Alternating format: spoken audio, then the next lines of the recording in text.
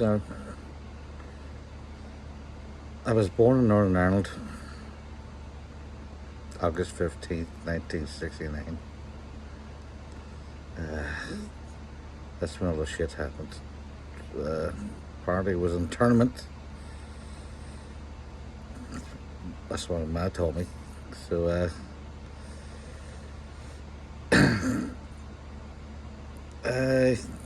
they bought a house on 64 Gartdory Park. I think it was the second family that moved in there. But in the meantime, I lived with my granny. I lived with my Aunt Mary and Uncle Pat. While the house was getting built, and my mum was 18, and so I wasn't one of those babies that born out of wedlock, if you know what I mean. My dad, Harry, fantastic man, freaking, I love him to death. He just passed away a couple of years ago, and my mum, she's just fucking fantastic, just I don't know how to describe it, So I'm just trying to tell my story about how I grew up. I'm trying to get my earliest memories during all the there was a lot of troubles going on because I was born on the internment whenever everybody was getting arrested and shit. All the shit was happening back in Northern Ireland, so I was probably 2 years old. That's probably my first memory, And my brother Jared was born too. Just born. And my mom's taking us down to the post office. Double pram. I'm in the back, like a fat shit. Little baby Jared's up front. So my mom puts the pedal on the pram and heads into the post office. So of course, knowing me, I fucking go to climb out, right? So I get over the handlebar of the pram, and next thing you know, George behind me. He just flew off. So the post officer general, I think that's what they called him, had to go into the post office. And my ma was running out and says, like, your baby's lying on the street. And I told him, your two babies are lying on the street. Totally funny as shit, So that was hysterical. Well, it wasn't really hysterical, but it was, looking back, it was funny, That's what caused George's problems. I don't know. So I'm not running, oh my god. Picked up George, put her right back in the fucking pram again. Tucked me into. I said, don't you do that to your brother again. But that wasn't the first time I sent Jared flying. It's weird, I sent him flying like a couple of times, I'll fast forward a little bit. We made a go-kart, and it was like ball bearings and a piece of wood, stuff like that there. Made a go-kart. So I said, Jared, let's go for the go-kart. So I had to push him, and I pushed him. And I was pushing and pushing and pushing. And he had to use the controllers to turn it. Like around, because we had a housing estate, not a project, a council house, stuff like that there, but it sort of went on like an angle. So we went round to. Jared didn't turn it in time. He went flying out of the go kart and into the. I can still remember. Um, and he broke his. He broke his two teeth. He broke his two teeth. Yeah, yeah. So twice I have. Twice I've fucking knocked my brother out of a pram and out of a go kart and broke his teeth. Okay, so anyway, back. So that was back in like probably 1970, 72.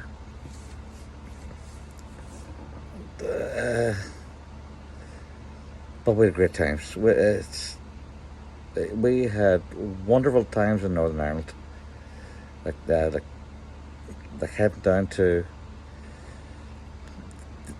There was a wood or a forest, if you call it like a woods or a forest beside us. But we had to sneak through a guy's house to get to the woods. Well, there was a couple of routes to get to it. You had to go through the brickyard, or you had to go through this other couple little trails that we all knew, you know. So there was like 20 of us. It was like Lord of the Flies. It was fucking fantastic, you know. So we head down there and there was all these secret passages and crossing bridges and riding through streams and then heading up to the dam. Everybody had to meet the dam. You gotta go to the dam.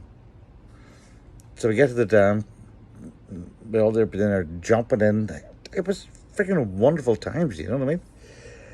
And then we head down the other. It was always cool to get to the other side of the woods, and we head down to the. It was the. What's it called? The Black Rock, yeah. So once you got to the Black Rock, it was like Rock of Death. That was the fucking. It was like a sheer cliff, and anybody that could climb that rock got a high five, but they were dead if they didn't do it. And I remember Ray Bell climbing it, and I said, "Fuck it, if Ray can do it, I can do it." So Ray went up, and I went up and met him. And if my ma seen that, she would fucking kill me. You're like, "What the fuck are you doing?"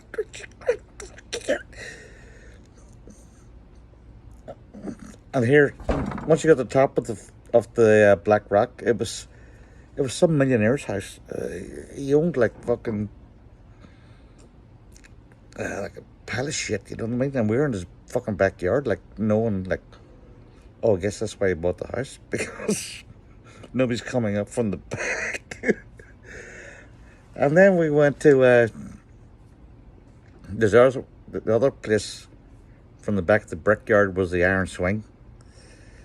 And once you're in the Iron Swing, plop into the fucking whatever we were in.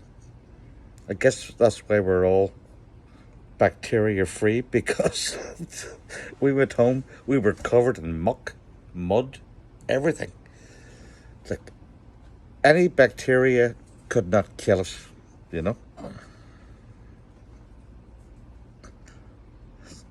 So that was the woods. There was one time in the woods where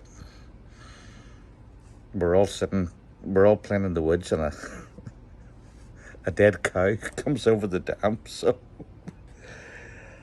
okay, we would say, "Oh fuck, what's that? That's a dead cow." Oh, there, where you go. So that was the woods part of it. So council house living was we all the games, well, made up games. I don't know if anybody heard of Curbsy. Used to play Curbsy, where you bounce, you get a soccer ball, you bounce it off the curb, Everybody kept making up their own fucking rules, so you didn't know how many points you got. Oh, it's 1,000 points if it fucking goes over your head and you catch it with your ass. I don't fucking know, you know what I mean? But it was great, it was fun. But the other good one was, there was ones where we broke into 5 groups. There was like 5 of us. Stevie Martin, Ray again, and we'll all, it's almost like a hide and seek, but around the whole housing estate, you know. So we would go hiding, and whoever got caught was they had to go into a certain area, you know what I mean, until somebody had to let them free. So I got this hiding spot, and nobody could find me. It was in a fucking dog kennel behind you, next door neighbour of Gary Ward's house. I used to be in there with a fucking dog. I said, move over. They're not going to fucking find me in here. So then once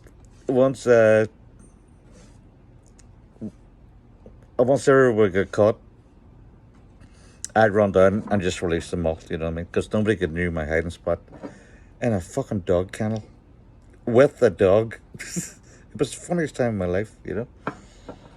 Then the other game we played was off Ernie Crooks's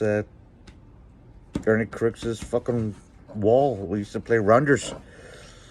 Yeah, that was a good one. So I'm trying to think of other good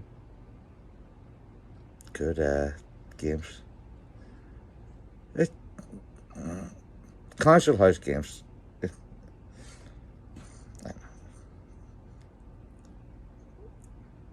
Other was Paladin, yeah.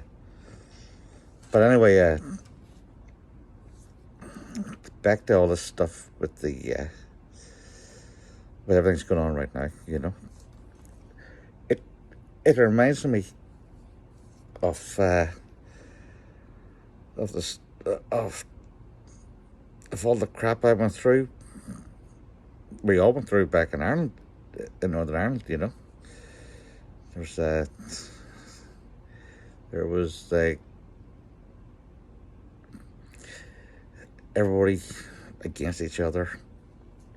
Like there's fucking. I had friends that were Protestants, you know. I had girlfriends that were Protestants, stuff like that there, and then you can't be up to that there, you know. And it's like what, you know. And then I just watched Sunday Bloody Sunday today with my son to show him like what it was like during what we were like growing up, and he goes, Dad, is that what it was like? I said, yeah, that's what it was like back there, you know. Like, what the fuck, you know. And I said, like, Colin, there's always an agenda. There's always somebody. There's always something else that's trying to give a divide, to try and get people to, you know, like go against each other. You know what I mean? And I said, like, and it's like, see, they're putting one thing, and that's basically the reason why I left Northern Ireland to come to America, because there was so much of it like a divide, and because I can't hang around with the friends that I like D-Dog. Guys, I used to play. We used to play games together, and I played cricket. Oh, you're playing cricket with Protestants? Get the fuck out of here, you know what I mean? Get the fuck out of here, you know what I mean? They were all great fucking guys, you know what I mean? And I just don't know where does this division, who creates this division that actually makes a division, you know what I mean? And I realize that there's something else behind this. There's somebody else creating two people. Okay, Protestant, Catholic, Protestant, Catholic. You know, it doesn't matter if you're Muslim or blah, blah, blah, blah, blah, blah. But they went and created a fucking war over this here. And I just think it's all over fucking money. And it's all over... There's some agenda behind it, you know, that I don't know, like, where they say, like, divided we fall, together we conquer. I totally don't. I think there's there's something else out there, you know what I mean, that is trying to separate everybody, you know what I mean? Because I grew up with love, having a great time, playing around. Then the next thing you know it, the fucking shit hits the fan. The shit hits the fucking fan, you know?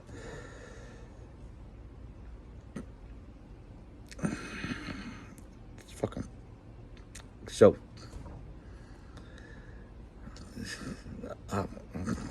I could tell you a lot more stories about fucking throwing stones, and like we're always taught that the Protestants were the enemies and shit. They got there, beating the brigadier up in the corner, and we're all. I had a Black Widow catapult, you know, just shooting stuff over. Shot somebody's window, and cops came to my door. Wanted to lock me up. My mom went crazy, fucking beat the head of me. That's just the way we were taught, you know. What the fuck, you know, we were. My mom didn't teach. My mom taught me to love, but everything around me growing up taught me to hate. And I learned love from my mum and learned love from the other people. And it's a great film, you know. It's just like, see, little bird land, you know, just fucking landed in my hand, you know. I'm not going to kill it, you know. It's just like a little, I'm probably going to see it, but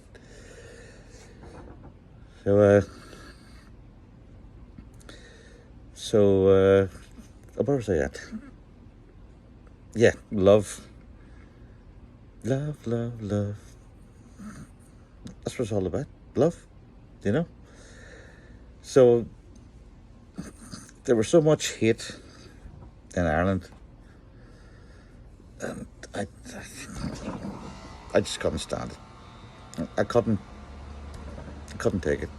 Like every time I went to work in the morning, I was pulled over because the guy that was driving the car, Sean, he's apparently whatever, you know, and they would pull us out of the car in the morning and, okay, empty your pockets, see if you're carrying fucking, what, ammunition, bombs, whatever. You know. So I would joke with him, and I would pull out like 50 condoms and a slinky. Say empty your pockets. It was funny. And this is on the fucking Dungannon Road. Great. It was funny as shit. And the other guys didn't know what I was fucking doing, you know. So every day I would fill my pockets with some fucking stupid shit, you know,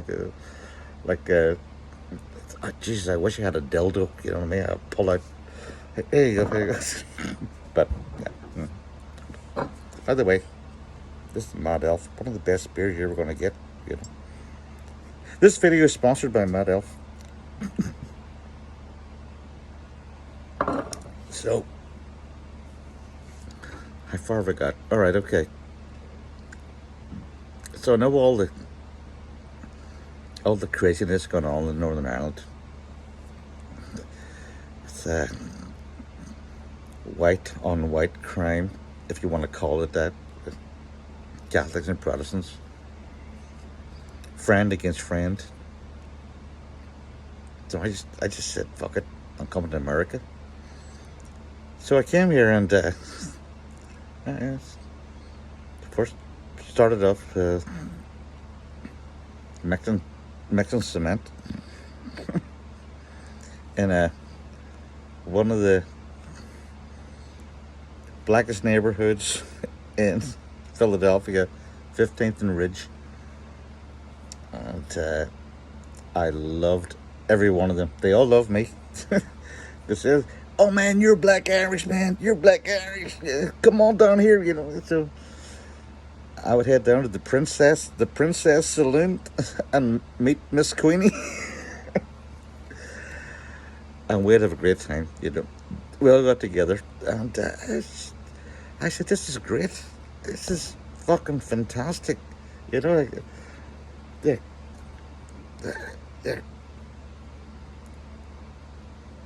the whites and blacks, and they all love each other and stuff like that. It's a great country. Great fucking country. Now, what the fuck just happened, you know? I don't know. What the fuck happened? Anybody tell me?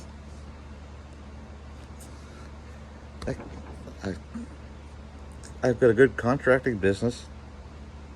I've got a pile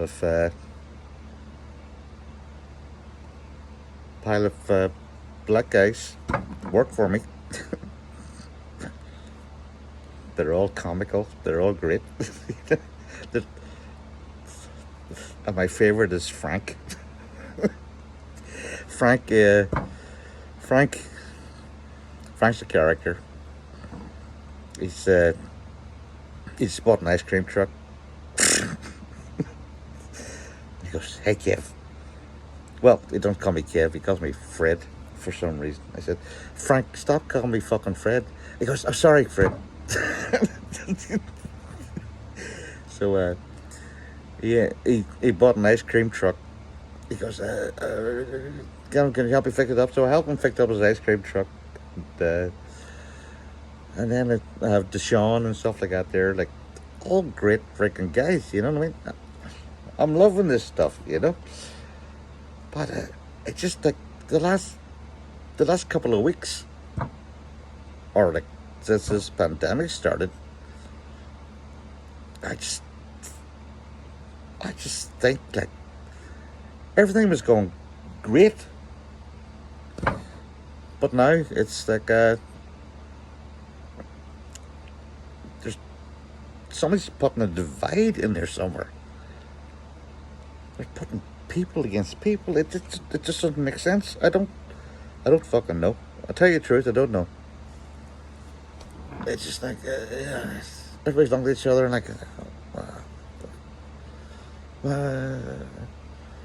like you're fucking scared to fucking say a fucking word. You know what I mean?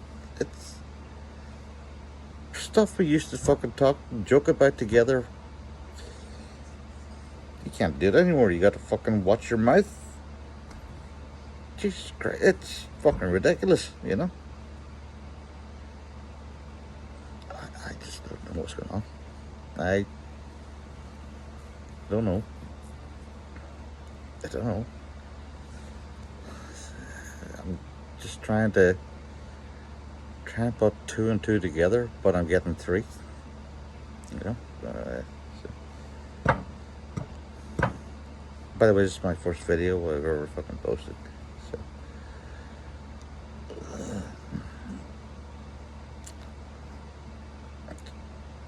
So, what else can I say?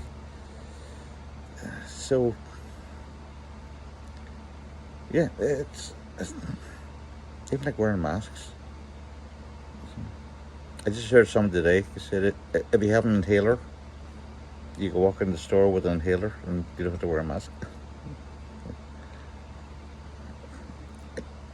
I do think the COVID thing is a scam. No, well, it's not a scam. It's there, but I think it's.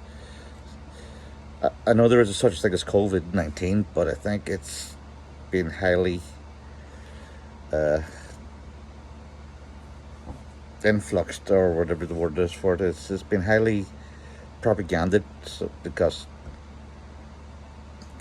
they get more money for a COVID patient than they do for a regular person that's sick, you know.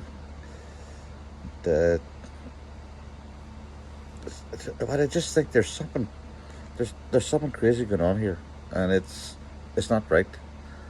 The world used to be, well,